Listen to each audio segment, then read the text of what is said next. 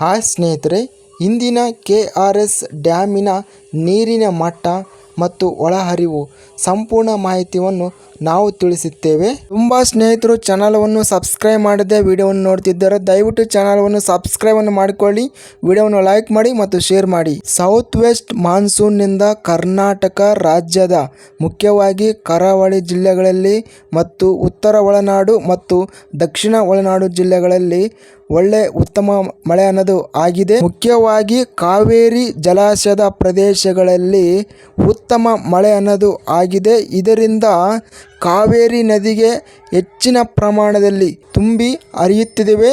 ಅದೇ ವಿಧವಾಗಿ ಜಲಾಶಯಗಳಲ್ಲಿ ನೀರು ಗಣನೀಯವಾಗಿ ಅಧಿಕ ಪ್ರಮಾಣದಲ್ಲಿ ಹೆಚ್ಚಳ ಅನ್ನೋದು ನೀರು ಬಂದು ಸೇರುತ್ತಿದೆ.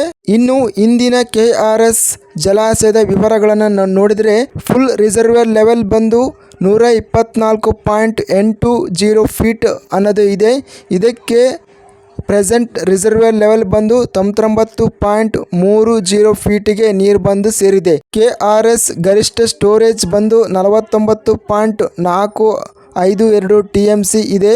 ಇದಕ್ಕೆ ಪ್ರಸ್ತುತ ಸ್ಟೋರೇಜು 22.267 TMCಗೆ ನೀರನ್ನೋದು ಸೇರಿದೆ. ಇಂದು KRS ಡ್ಯಾಮಿಗೆ ಇನ್ಫ್ಲೋ ಒಳಹರಿವು ಬಂದು 11,189 ಕ್ಯೂಸೆಕ್ಗಳು ನೀರು ಅನ್ನೋದು ಬಂದು ಸೇರಿದೆ ಮತ್ತು ಇಂದಿನ ಔಟ್ಫ್ಲೋ ಹೊರ ಹರಿವು ಬಂದು 540 ಕ್ಯೂಸೆಕ್ಗಳು.